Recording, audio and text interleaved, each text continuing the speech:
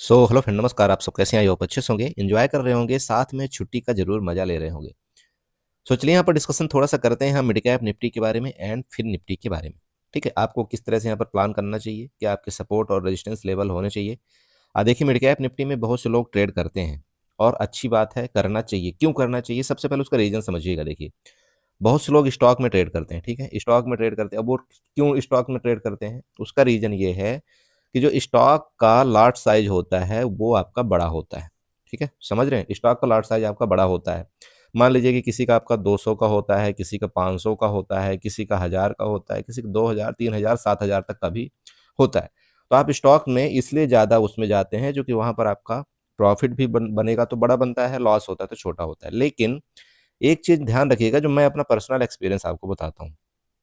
अगर आप स्टॉक्स में एफ ट्रेड करते हैं, ठीक है, एफ ट्रेड करते हैं, तो सबसे पहले तो आप बिना हैज के उसको ट्रेड मत करिए।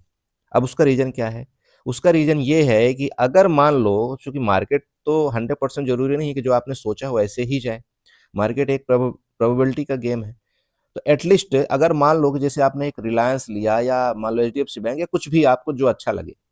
मान लो कि किसी भी स्टॉक का आपका लॉट साइज, आप समझिएगा थोड़ा सा, लॉट साइज आपका मान लीजिए कि 1000 का है। ठीक है, 1000 का है। अब आपने क्या सोचा कि यार चलो मैं इस जगह, जब ये स्टॉक आपके यहाँ आ गया तो इस जगह मैं एक काम करता हूँ, मुझे ऐसा लगता है इसका सपोर्ट लेगा तो मैं ऊपर के लिए एक प्लान बनाता हूँ। अब आपने 1000 का लॉट साइज है, आप इसका रेट मान लीजिए कि यहाँ पर चल रहा है आपका 25 रुपए, आपका एटीएम का रेट मान लीजिए। ठीक है, अगर एटीएम का रेट 50 रुपए चल रहा है तो सबसे पहले तो आपको ये जानकारी होनी चाहिए कि ये जो 25 रुपए चल रहा है, ये टोटल का टोटल आपका क्या होता है बताइए। ये टोटल का टोटल आपका टाइम वैल्यू होता है। ठीक है, टाइम वैल्यू, टाइम वैल्यू का मतलब आप समझते हैं, जिसको आप नॉर्मल थीटा के रूप में जानते हैं। बोलते हो ना आप, थीटा डीके हो रहा है, डीके हो रहा है। तो थीटा डीके का मतलब क्या होता है? थीटा डीके वही चीज होता है जो किसी भी ऑप्शन के प्राइस का, ऑप्शन के प्राइस का जो भी आपका टाइम डीके होता है, ठीक है, टाइम टाइम डीके होता है, उसी को हम क्या बोलते हैं यहाँ पर? थीटा डीके बोलते हैं। बस ये समझना। तो टाइम डीके और थीटा डीके दोनों कंसेप्ट आपका सेम है। ओके, एक बात आप समझिए कि एटीएम से लेकर के, ठीक है, एटीएम से लेकर के ओटीएम तक जितने भी ऑप्शन हैं, ठीक है, एटीएम से लेकर के ओटीएम तक जितने भी ऑप्शन आपके हैं, उसमें टोटल का टोटल आपका टाइम वैल्यू होता है। ठीक है, उसमें टोटल का टोटल आपका क्या होता है? टाइम वैल्यू होता है, जो कि जो कि जीरो होना लगभग तय है अगर मार्केट उस डायरेक्शन में नहीं गई तो।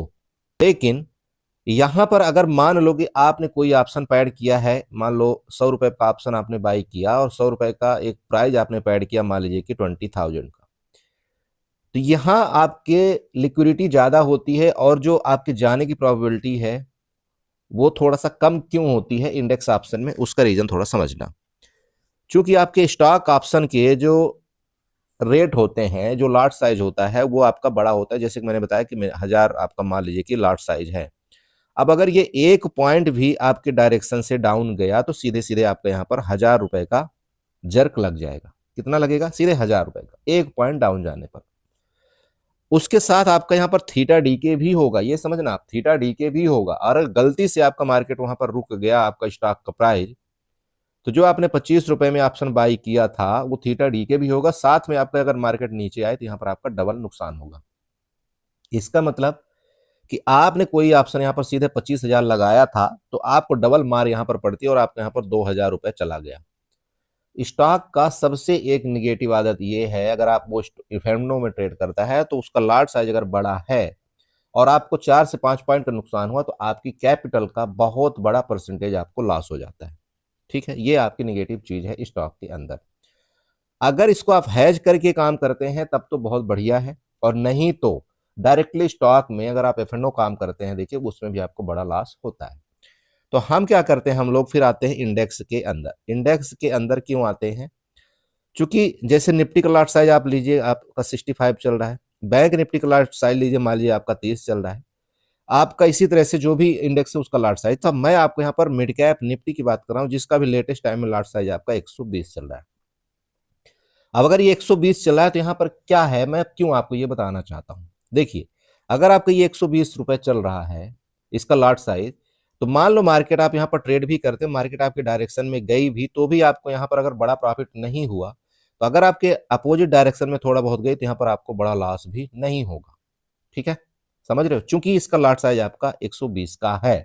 अगर आपसे एग्जिट करने आता है तो आप यहाँ पर अपने छोटे लॉस में एग्जिट कर सकते हो। लेकिन यहीं पर आप सोचिए कि अगर आप कोई स्टॉक में गए होते और 5 पॉइंट भी आपका लॉस होता तो आपका बड़ा यहाँ पर लॉस हो जाता। मेरी बात समझ रहे हो आप? अब आप बोलेंगे सर स्टॉक को होल्ड भी तो कर सकते हैं। अरे भैया, जो एफनो में ट्रेड करता है स्टॉक, वो भी उसकी भी मंथली एक्सपायरी होती है, और आपका मिड कैप निफ्टी की भी अगर आप बात करें उसकी भी मंथली ही एक्सपायरी है। तो दोनों बराबर हुए कि नहीं हुए? हुए बराबर। अब आप बोलेंगे सर स्टॉक में थोड़ा सा अप डाउन मूवमेंट कम करता है, तो ये तो एक निगेटिव बात ही हुई ना, कि अगर स्टॉक्स मान लीजिए कि अप डाउन मूवमेंट कम करता है और वो रेंज में चला गया तो उसमें थीटा डी के आपका ज्यादा होगा कि नहीं होगा? होगा, ये सिंपल चीज है। तो इसलिए मैं आपको ये बोल रहा हूं कि अगर आप स्टॉक में काम करना चाहते हैं तो आप एक बार मिड कैप निफ्टी की तरफ आ सकते हैं, क्योंकि इसका लॉट साइज आपका 120 का है। समझ रहे हैं? चलिए अब बात करते हैं डायरेक्टली चार्ट पर। ये मैंने आपको 5 मिनट इसलिए आपका टाइम बर्बाद किया, चूंकि आप समझिए इन थोड़ा सा चीजों को। बात करते हैं डायरेक्टली मिड कैप निफ्टी के चार्ट में। देखिए चार्ट बहुत बढ़िया बना है, आपने देखा होगा कि 2 से 3 बार आपका ये टॉप यहाँ पर लगा चुका है मिड कैप निफ्टी, और वो टॉप अराउंड आपका 14,100 के आसपास है। वहीं से मार्केट आपकी बार बार देखिए गिरने की कोशिश कर रही है। ठीक है, लेटेस्ट टाइम आप देखिए सपोर्ट आपका कौन सा है, ये जहां पर लगभग आपकी क्लोजिंग हुई है, और वो सपोर्ट आपका 13,550 के आसपास यहाँ पर आपका सपोर्ट है। रेजिस्टेंस की बड़ा वाले रेजिस्टेंस की बात करें तो आपकी यहीं पर रेजिस्टेंस है, जो कि 14,100 आपका रेजिस्टेंस है। ठीक है, आप इसको ड्रा कर लीजिएगा। सबसे पहले आप इसको ड्रा करिए कि आपका सपोर्ट लेवल बड़ा ये है। रेजिस्टेंस की बात करें तो आपका ये रेजिस्टेंस यहाँ पर बना लीजिएगा। रेजिस्टेंस इस तरह से, ये देखिए यही आपका रेजिस्टेंस है बड़े टाइम फ्रेम में।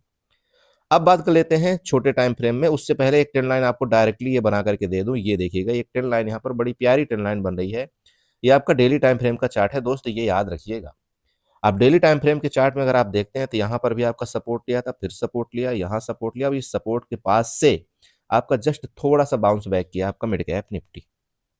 ठीक है, तो क्या ये सपोर्ट को कल ब्रेक डाउन करके मार्केट आपकी नीचे आएगी और 13,530 का सपोर्ट लेगी, या इसको रिस्पेक्ट करते हुए मार्केट आपके नेक्स्ट ऊपर की तरफ निकलेगी? और आपका जो रेजिस्टेंस यहाँ पर दिखाई दे रहा है वो रेजिस्टेंस कहीं ना कहीं 13,800 के आसपास आ रहा है। वो इंट्राडे की मैं पर्सनल बात कर रहा हूँ। इसको समझने के लिए मैं एक काम करता हूँ, इस चार्ट को मैं 15 मिनट में लेकर के चलता हूँ।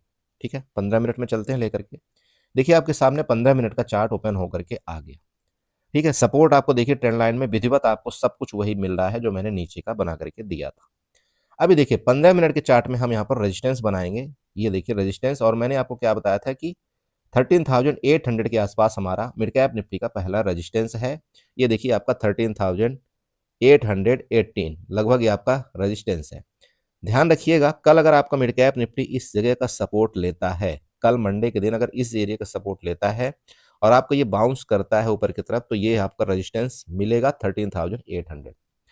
अब मैं आपको ये बताता हूं कि भाई 13,800 तक का जो मार्केट का सफर है यहाँ पर लगभग 120 पॉइंट का है, जहां पर आपकी क्लोजिंग हुई है। मैं बोलता हूं आप किसी भी गिरे हालत में 120 पॉइंट तो छोड़ दीजिए, आप अगर यहाँ पर एटीएम की कोई ऑप्शन अगर आप काम करते हैं एटीएम के ऑप्शन, ठीक है, और आपको 10 पॉइंट भी मोमेंट आपको कैप्चर करने का मौका मिल गया, अगर मार्केट भाई यहां से निकल रही तो ऑब्वियस बात है रेजिस्टेंस की तरफ ही जाने की कोशिश करेगी। 10 पॉइंट भी आपको अगर कैप्चर करने का मौका मिलता है और आप यहाँ पर मान लीजिए कि आप 25,000 के कैपिटल एक लगाते हैं, 25,000 की कैपिटल, 10 पॉइंट में ये होता है कि आपका सीधे सीधे यहाँ पर लगभग 1200 रुपए का आपका यहाँ पर हिसाब किताब बनेगा। ठीक है, ऊपर के लेवल में। नीचे की बात करें, अगर इसके नीचे निकलता है, ये जो लो लेवल है ये देखिएगा, ये लो लेवल, अब ये लो लेवल कहां पर है 13,620 का। अगर इस लो लेवल को नीचे ब्रेक डाउन करते तो आपको ये दिख रहा होगा, जैसे कि मैंने सपोर्ट बताया, ये है आपका 13,527 का। तो यहां पर भी आपके पास लगभग 100 पॉइंट का एक गैप है। तो मैं ये बोलता हूं कि 100 पॉइंट आप छोड़ दीजिए, चलिए आप यहां पर 30 पॉइंट भी अगर आप इंडेक्स का कैप्चर करने में सही रहे तो आप एटलीस्ट ऑप्शन के 12 से 15 पॉइंट तो आप कैप्चर कर ही सकते हैं, कर सकते हैं ना। तो एक छोटा सा स्टॉप लॉस आपको लगाना है 12 से 13 पॉइंट का, और सेम आपको उसी का रिस्क रिवार्ड रखते हुए आपको एक नीचे का आपको टारगेट रखना है। ठीक है, तो मिड कैप निफ्टी में इसलिए आपको बता रहा हूं क्योंकि ये चार्ट बड़ा प्यारा बना है। देखिएगा, समझिएगा थोड़ा सा, चार्ट बड़ा प्यारा बना है, ये बार बार का सपोर्ट है अगर इस सपोर्ट को ब्रेक डाउन करता है तो बड़ी तेजी के साथ आपका नीचे का सपोर्ट मिल सकता है, और नहीं तो ये ऊपर के लिए इसकी आप तैयारी कर सकते हैं। ठीक है, इतना ही बताना है मुझे मिड कैप निफ्टी में। देखिए गैप अप गैप डाउन के केस में मार्केट ये ध्यान रखिएगा कि गैप अप भले हो जाए, जब तक इसके ऊपर नहीं निकलेगी तब तक आपका मार्केट का ऊपर का डायरेक्शन क्लियर नहीं होगा। अगर गैप अप होकर के डायरेक्ट इसके ऊपर निकलने लगेगी तब भी आप यहाँ पर 12 से 15 पॉइंट इजिली आप कैप्चर कर सकते हैं मिड कैप निफ्टी में। बहुत से लोग क्या करते हैं, निफ्टी में चूंकि लाट साइज आपका छोटा होता है, ये थोड़ा सा समझिएगा, निफ्टी या बैंक निफ्टी का लाट साइज छोटा होता है। अब आपको क्या लगता है यार 10 पॉइंट में क्या ही तो होगा, लगता है कि नहीं लगता, आप मानते हो इस चीज को? तो इसलिए मैं आपको बताया कि देखिए अगर आपको छोटे छोटे पॉइंट कैप्चर करने की आदत है तो आप मिड कैप निफ्टी की तरफ जा सकते हैं, क्योंकि अगर आपने 10 पॉइंट भी यहां पर लिया तो आपको यहां पर ठीक ठाक एक रिवार्ड मिल जाता है। आप समझ रहे हैं इस चीज को?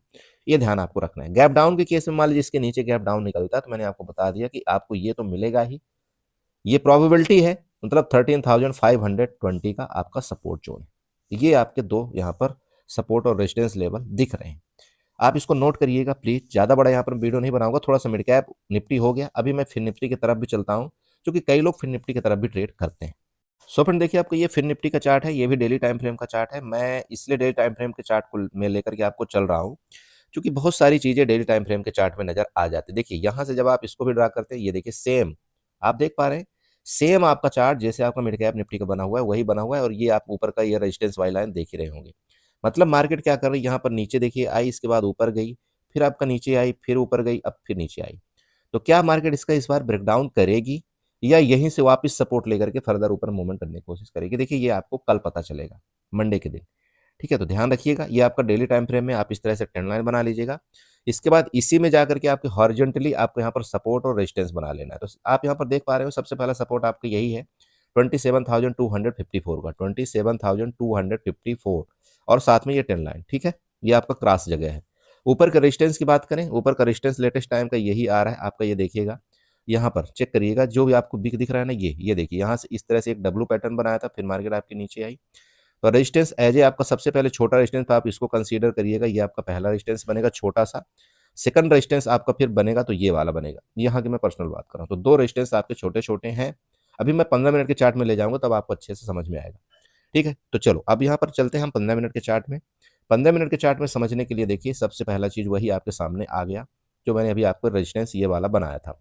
कौन सा रेजिस्टेंस है आपके यहाँ पर 27,000 कितने का, 420 का, और मार्केट आपकी क्लोजिंग कहाँ पर हुई है, 27,400 के आसपास।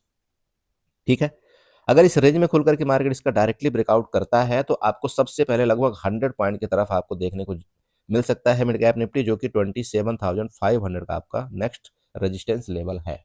अब वो कौन सा है, चलिए वो भी दिखाता हूं आपको। देखिए यहाँ पर आइए पीछे, थोड़ा सा पीछे आइए, ये देखिए ये बिग आप देखिए, और मैं आपको बताता हूं हमेशा कि बिग का आपको बहुत ध्यान रखना है। बिग की तरफ मार्केट लगभग जाने की कोशिश करती है, तो ये आपका पहला बिग है। और नीचे से बात करें तो ये देखिएगा मार्केट यहाँ से ऊपर भी गई थी ना इस जगह, ये आपका दूसरा बिग है। मतलब एग्जैक्ट आपका यहाँ से ब्रेकआउट करने का मतलब ये हो गया कि आपका रिस्पेक्टिव आपका रेजिस्टेंस ये है जो कि 27,500 का है। आप चाहें तो यहाँ पर भी एक अपना प्रॉफिट बुक कर सकते हैं। दूसरा चीज ध्यान रखिएगा, अगर मार्केट यहीं से ये आपका रेजिस्टेंस लेवल यहीं से मार्केट मान लीजिए इधर से रिटर्न होने की कोशिश करती है तो आपका ये बिग को भी आपको भूलना नहीं चाहिए, जहां पर आपकी लिक्विडिटी क्रिएट है। इस जोन से लेकर के ये जोन जो होगा ना, ये खतरनाक वाला होगा और बड़ा फास्ट मूवमेंट आएगा, लगभग 100 पॉइंट का नीचे की तरफ भी मूवमेंट आपके पास है। ये मैं पर्सनली इंट्राडे की बात कर रहा हूँ, ये ध्यान रखिएगा। बाकी ठीक है, अगर मार्केट संभलने की कोशिश करेगी कल के डेट में तो फिर ठीक है, देखेंगे लंबा मूवमेंट आपका इधर, ये नेक्स्ट रेजिस्टेंस 27,700 की तरफ भी फिर आपको दिखाई देगा। ठीक है, बस इतना ही मैं बोलूंगा, ये दो तीन चीज आप बना लीजिएगा, आपको कल काम आएगा, ये मैं आपको पर्सनली बोल रहा हूँ। ठीक है, चलिए ज़्यादा भाषण यहाँ पर नहीं दूंगा, लेकिन प्लीज़ समझिएगा जो मैंने शुरुआत में बताने की कोशिश किया उसको आप समझना है कि मैंने एक्चुअल में बताने की क्या कोशिश किया है, कि आई होप आपको चीज़ समझ में आएगी। ठीक है, चलिए वीडियो अच्छी लगी तो चैनल को जो सब्सक्राइब करिएगा, वीडियो को लाइक करिएगा, साथ में कमेंट जरूर करिएगा।